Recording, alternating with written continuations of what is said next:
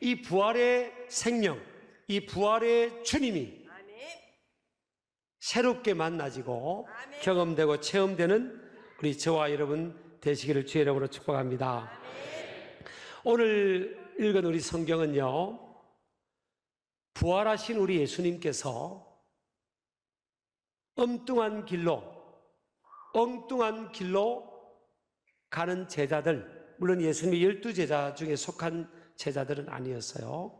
그들을 사명의 길로, 신앙의 길로, 비전의 길로 돌이키기 위해서 그들 삶의 현장에 찾아오신 그런 우리 부활의 주님의 모습을 보게 됩니다.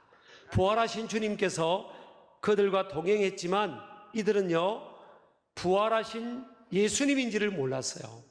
우리의 삶 속에 부활하셔서 살아계신 주님은 다양한 모습으로 우리의 삶 속에 오실 수가 있고요, 시공간을 초월해서 이동하실 수가 있는 것을 오늘 말씀을 통해 보게 됩니다.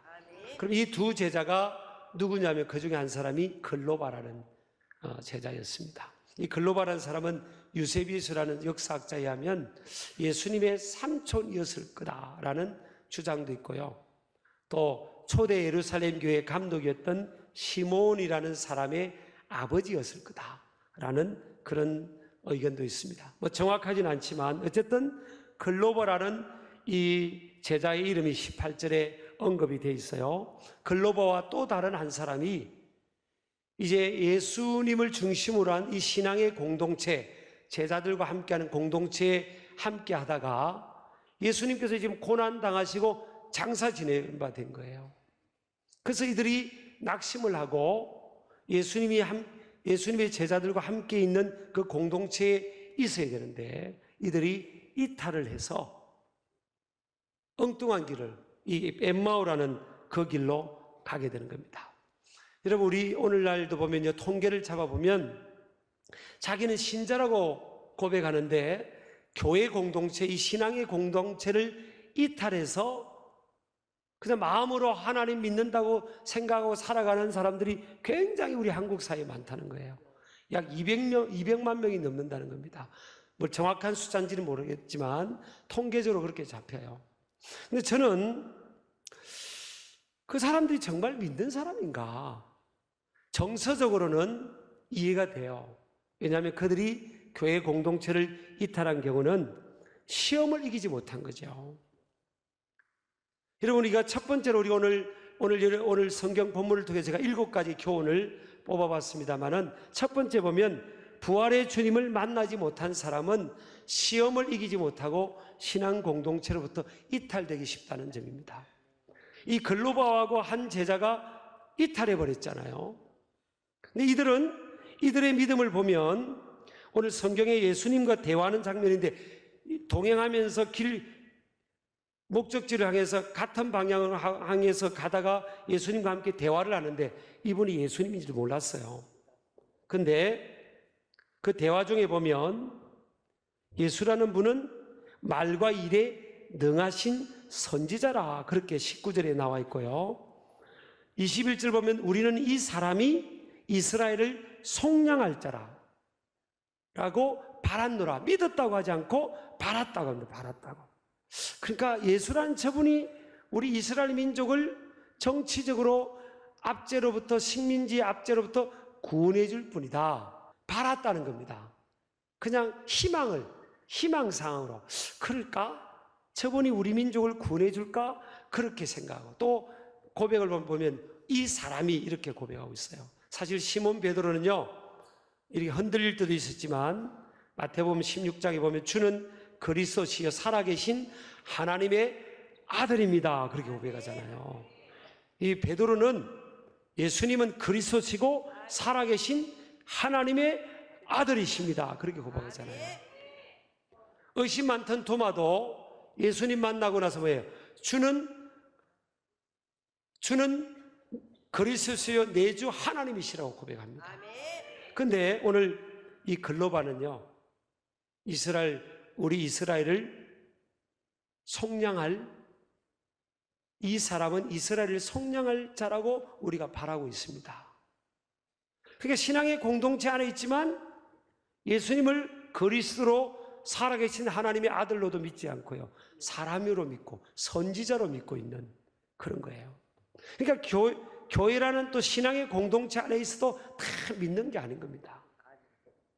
또 이 글로바가 붙들고 있는 이 예수에 대한 이 메시아가 해야 될 역할은요, 그들을 정치적으로 압제받는 이곳에서 정치적으로 우리 민족을 해방시켜줄 그런 구원자로 보고 있는 겁니다. 온 인류를 구원할 구세주로, 우리를 죄로부터, 지옥으로부터, 엄부로부터 구원해서 영원한 생명을 주어진 그런 구세주로 그들이 믿지 않고 있다는 거죠. 그러니까 믿음이 정확하지가 않은 겁니다. 그래서 여러분, 우리가 주님을 체험하는 이 체험적 신앙을 갖지 않으면요, 시험이 오면 흔들립니다. 이게 가나안 신자들 같은 경우 보면 가나안을 거꾸로 하면 안 나가, 그거 아닙니까? 이 가나안 신자들 같은 경우는 보면 이유가 있는 겁니다. 목사님 때문에, 아니면 같이 신앙생활하던 동료 때문에 실망해서, 아니면 이렇건 저렇건 여러 가지 이유가 있는 거죠. 시험 든 겁니다. 시험 든 거예요. 그러니까 우리 교회 안에도, 또 한국 교회 안에도, 세계 우주 교회 안에도 보면 교회라는 안에, 울타리 안에 지금 신앙생활을 하고 있어요. 근데 정확하게 여러분의 내 신앙이 지금 주님을 내가 만났나? 물론 우리가 주님을 만났다는 이 개념이, 이런 상황이, 내가 눈 감고 기도했더니 피를 흘리시는 예수님이 내 앞을 다가왔다, 이런 그 현상적 어떤 픽처링으로 만나는, 이걸 말하는 게 아니에요. 어쨌든 주님을 체험하고 만나고 내 믿음이 확신 있는 믿음이 있냐? 예수님은 내 구세주고 살아계신 하나님의 아들이고 내가 예수님 때문에 영원한 생명이 내게 주어졌다, 이런 체험적 신앙이 있냐는 거예요. 이게 없으면요, 이게 흔들리면, 희미하면 마귀가 가만히 놔두겠습니까? 시험을 주는 겁니다. 시험을 극복하려면요, 믿음이 이렇게 체험적 믿음, 부활하신 주님이 2000년 전에 계시다가 사라지신 게 아니에요. 하늘로 성천하셨지만 또 영으로 우리 가운데 이 삶의 현장에 계시는 거예요. 그러니까 이 주님을 향한 체험적 신앙 갖기를 주의 이름으로 축복합니다. 자, 이 글로바가 예수님을 따라가면서 기대했던 게 뭐예요? 예수라는 저분이 우리 민족을 구원해 줄 거야, 로마의 압제로부터 구원해 줄 거야. 그 나름대로 자기 터리를 갖고 있었잖아요.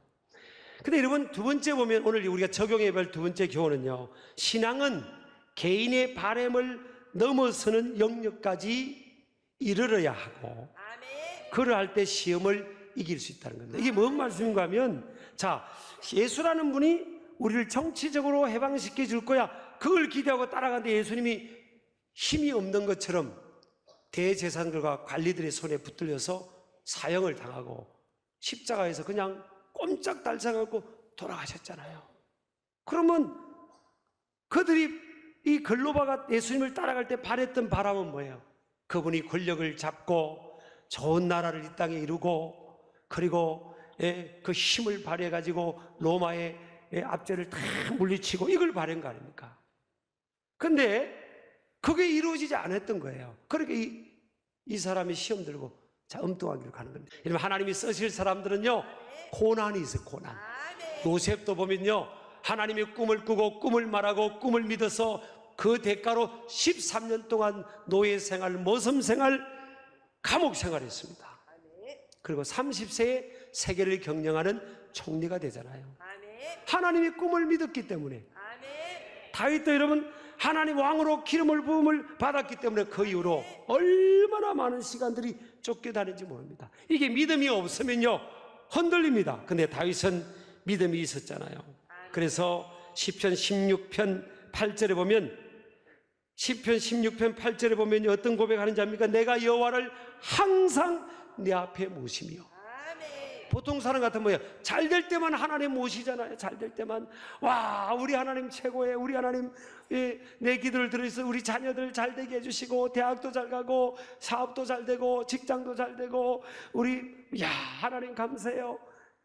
보통 사람 같으면 그러잖아요. 근데 다윗은 뭐예요? 고난, 시련, 역경, 얼마나 쫓겨다니는지 모릅니다.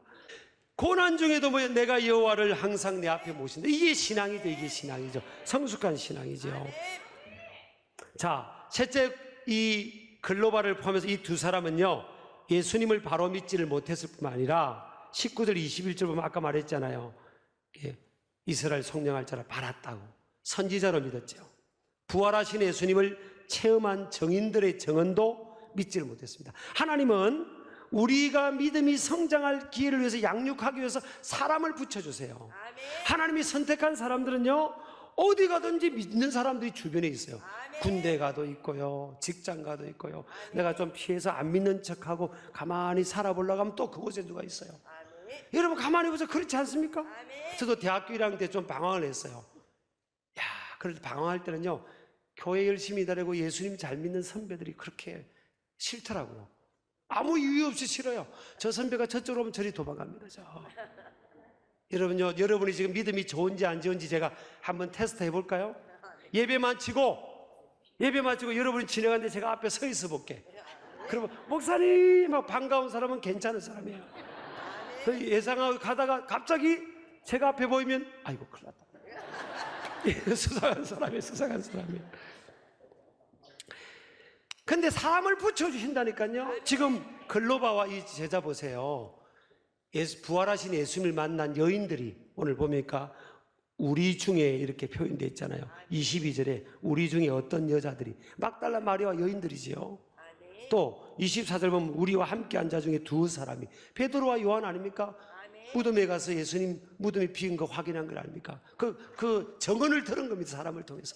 그런데 무시하는 겁니다. 여러분, 우리가 믿음을, 하나님께 우리 믿음을 성장시키기 위해서는 사람을 통해서 하나님의 말씀을 들려주거든요. 사람을 통해서 우리를 붙들어주는데 사람을 멀리하면 믿음이 안 자라요, 여러분. 어떤 사람은 예배 마치고요, 우리 교회는 좀 건강한 교회라서 좀 덜하긴 하지만 예배 딱 마치고 축도 마치면 그냥 막 가는 겁니다. 어떤 데는 저 안 만나려고요, 저 엘리베이터 타고 저 3층 4층에서 그대로 지하 2층 3층 주차장까지 내려가 버립니다. 그래서 1년 동안 한 번도 제가 못 만나는 겁니다. 한 번도. 제가 그냥 2층 있다가 3층 갔다가 4층 갔다가 왔다 갔다 해야 되겠습니까? 부활의 예수님 같은 거 왔다 갔다 하겠지만 한 번도 모르는 겁니다. 한 번도. 아니 왜 어쩌다가 특수한 상황에서는 예배 마치고 빨리 가더라도 마치면요, 팀끼리 또 목장끼리 밥도 같이 먹고 받은 은혜의 말씀도 나누고, 이렇게 해야 서로 믿음이 자라고 붙들어지는 거지. 혼자 놔둬가지고는 이게 잘 안 됩니다. 보호도 잘 안 되고 양육이 잘 안 되고 성장이 잘 안 되는 거예요. 우리 아멘 하시기 바랍니다. 그래서 여러분, 우리 신길 가족들은 이렇게 함께 하시기를 축복합니다. 하나님은 믿음의 사람들의 증언을 통해 우리의 믿음을 강화시키길 원하고요, 우리 믿음이 증가될 수 있도록 그렇게 역사해 준 줄 믿으시기 바랍니다. 그래서 부자와 나사로 보면 부자가 음부에 있으면서 얼마나 목마르고 고통스럽습니까? 그때 믿음의 아버지 아브라함에게 요청했잖아요.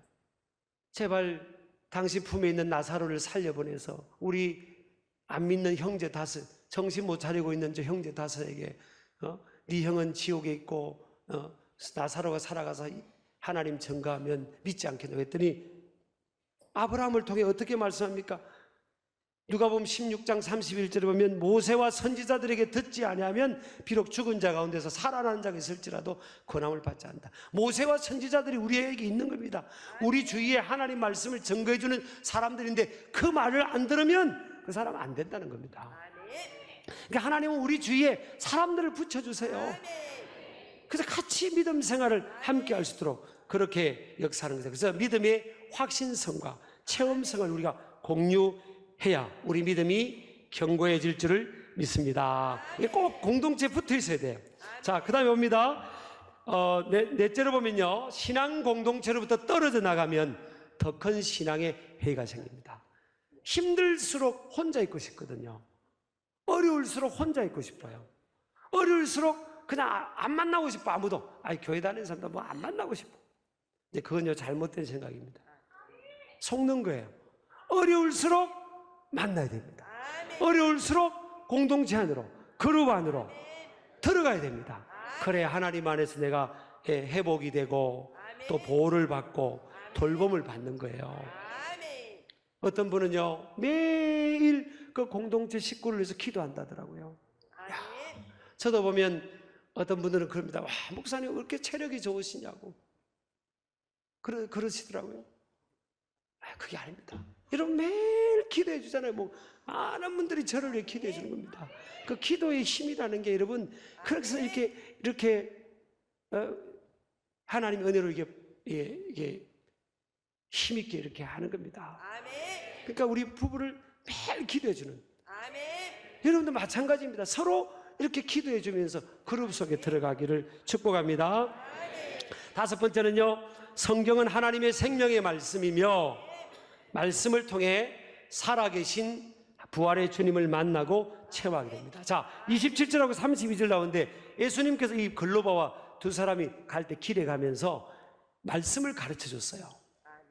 모세오경과 선지서에 나오는 메시아에 대해서 가르쳐 준 이 사람들의 마음이 막 뜨거워진 겁니다. 그래서 32절에 보면 뭐라고 고백하죠? 우리에게 성경을 풀어주실 때 우리 속에서 마음이 뜨겁지 아니하더냐. 이미 그들이 부활의 주님을 만난 겁니다. 근데 이게 뭔지를 모르는 겁니다. 여러분 보세요. 대부분 보편적으로는요, 하나님의 말씀을 통해 우리가 주님을 만나는 겁니다. 아주 특수한 상황에서는 뭐 어떤 데는 가시면류관 쓰신 예수님이 나한테 다가온다든지 뭐 그런 그 어떤 픽처링도 보기도 하지만 대부분은 선포된 말씀을 듣고 기록된 말씀을 묵상하고 어떤 믿음 좋은 분들 통해서 간증을 들으면서 이렇게 우리가 가슴이 막 뜨거워지고, 야, 나도 어떤 데는 설교를 듣다 보면 또 막 눈물도 나고 막 그러잖아요. 그게 주님이 지금 부활의 주님이 말씀의 인격으로 내게 역사하고 있는 겁니다. 그게 지금. 우리 아멘 하시기 바랍니다. 우선 막 신비한, 저도 뭐 영적 체험에 대해서는 확신하고 다 열려 있어요. 근데 그것이 아니라 가장 보편적인 것은 하나님 말씀을 들으면서 어떤 분은 그러더라고요. 목사님, 나 교회 오늘 처음 왔는데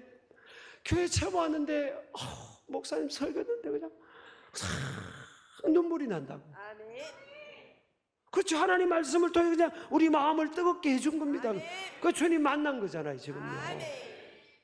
우리 아멘 하시기 바랍니다. 내가 처음 주를 만났을 때 주님 만난 거예요.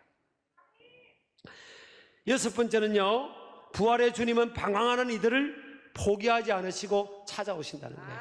글로바와 이 제자들이 엉뚱한 길로 갔는데 예수님이 포기하지 않고요, 찾아오셨어요. 보통 사람 같으면요, 저 못된 놈들, 배반자들, 네 아니면 사람 없냐고 그냥 제껴놓고 갈 거 아니에요. 근데 예수님이 찾아오셔서 대화해 주시고 대화해 주셨습니다. 그리고 음식도 같이 먹어주고요. 세상에 그렇게 해준 겁니다. 여러분, 우리가 목장이라든지 뭐 팀이든지 이 그룹이든지 또 교사가 됐든지 영혼을 섬길 일을 하다 보면요, 참 마음 상할 일이 많습니다. 배반당할 일 많습니다. 목회를 하다 보면 또 그럴 수 있어요. 저도 지금까지 30년밖에 안 됐지만 목회 여정이 배반당할 일도 많아요. 그나마 제가 가장 행복하게 목회하고 있는데도 배반당할 맞습니다. 얼마나 배반당할 일 많은지 아십니까? 여러분 목회 한번 해보실래요?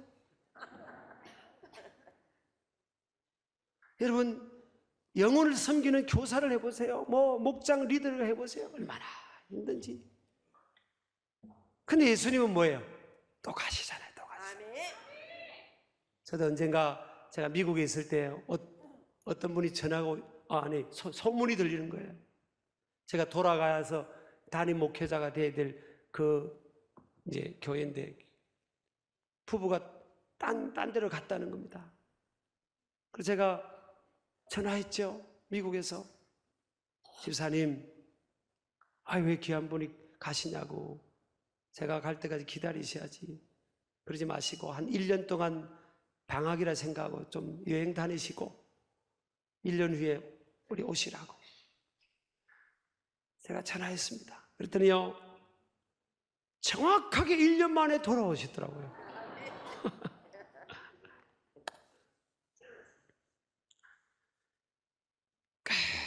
끝까지 주님은 포기하지 않으신 줄 믿으시기 바랍니다. 마지막으로요, 부활의 주님은 언제 어디서나 다른 사람의 모습으로 우리의 삶의 현장 안으로 찾아오셔서 함께 하시고 동행해 주신다는 사실입니다. 여러분요, 우리가 부활의 주님은 지금 몰라봤잖아요. 글로바와 다른 사람이 동행하는데 몰라봤지 않습니까? 몰라봤잖아요. 톨스토이의 우리 단편 소설 보면 어떤 구두수선하는 할아버지가 어느 날 기도하는데, 내가 다음 언젠가 몇 월 며칠 날 네 집에 찾아갈게, 우리 예수님이 말씀해 주시더라는 거예요. 그래, 그날 아침 일찍부터 우리 예수님 오시니까 내가 대접을 잘해야지 하고 음료수하고 차 또 다가하고 준비하고 기다렸는데 예수님은 안 오시고, 오전쯤 되니까 성냥 파는 웬 아주머니가 아기를 얻고 성냥 팔고 막 추위에 떨고 있더란 거예요. 그래서 아주머니 들어오세요.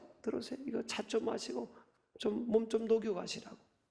또 좀 있더니 청소부 아저씨가 그냥 다 이렇게 막 추위에 떨고 있더란 겁니다.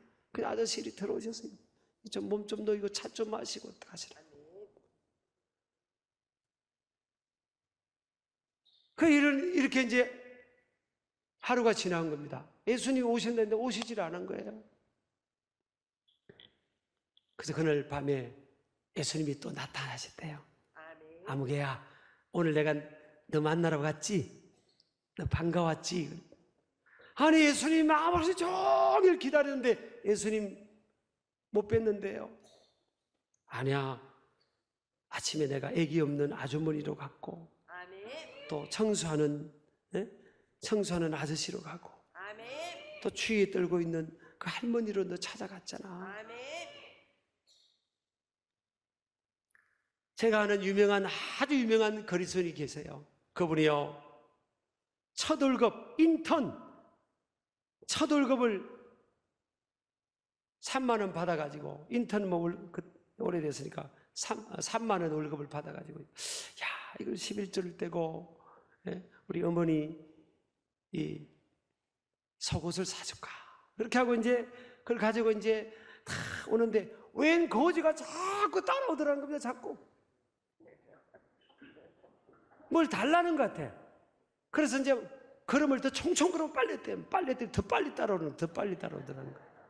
그래서 이제 버스 정류장에 기다렸다가 빨리 버스 타고 가려고 했더니 아니랄까요, 자기가 버스를 탔더니 그 버스를 또 그 거지가 타더래요. 그래서 저 뒤에까지 갔대요. 버스 뒤에까지 갔대. 피해서 갔더니 그 거지가 또 따라오더래요. 거기까지. 그 자기 옆에 서더라는 거예요.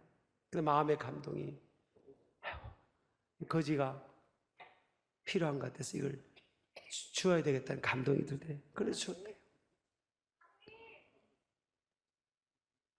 그래서 수십 년의 세월이 지나서 이분이 너무너무 잘 돼서 이제 교회에 축복을 간증도 하고 하는 이런 위치가 됐는데, 어느 날 어느 교회 가서 기도하는데 그 수십 년 전에 거지와의 만남, 첫 번째 그 인턴 월급을 줬던 그 생각이 딱 나더라는 거예요. 그러면서 영어로 음성이 들리더래요. 주님의 음성이. That was me. 그 거지는 나였단다. 여러분, 우리가 어쩌면 우리가 부활절이니까 2000년 전에 우리 예수님 부활하셨어요. 그렇지만 저는 오늘은 하나님 우리 교회에 주신 말씀요, 삶의 현장에서 우리 주님을 만나자고요. 살아계신 주님이니까 삶의 현장에서 많이 주님이 우리를 찾아오셨지만, 제가 오늘 구제하자 이걸 강조하는 게 아니에요. 많이 예수님을 찾아왔지만 우리가 예수님을 놓치고 기회를 잃어버리고 산 적이 많은 거죠. 그래서 이 글로바의 눈이 열리고 하니까 그분이 예수님이셨던 것이 알게 된 거죠. 따라합시다. 주여, 우리의 눈을 열어주옵소서.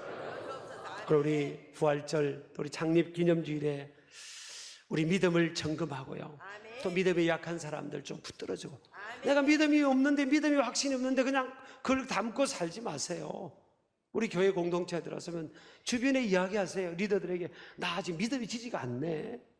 나 아직 체험이 없네. 나 확신이 없네. 나누세요. 그리고 그걸 위해 기도하고 우리가 섬겨드리고 그래서 언젠가 하나님 믿음이 확실히 있는 그런 모습으로 세워질 줄을 믿습니다.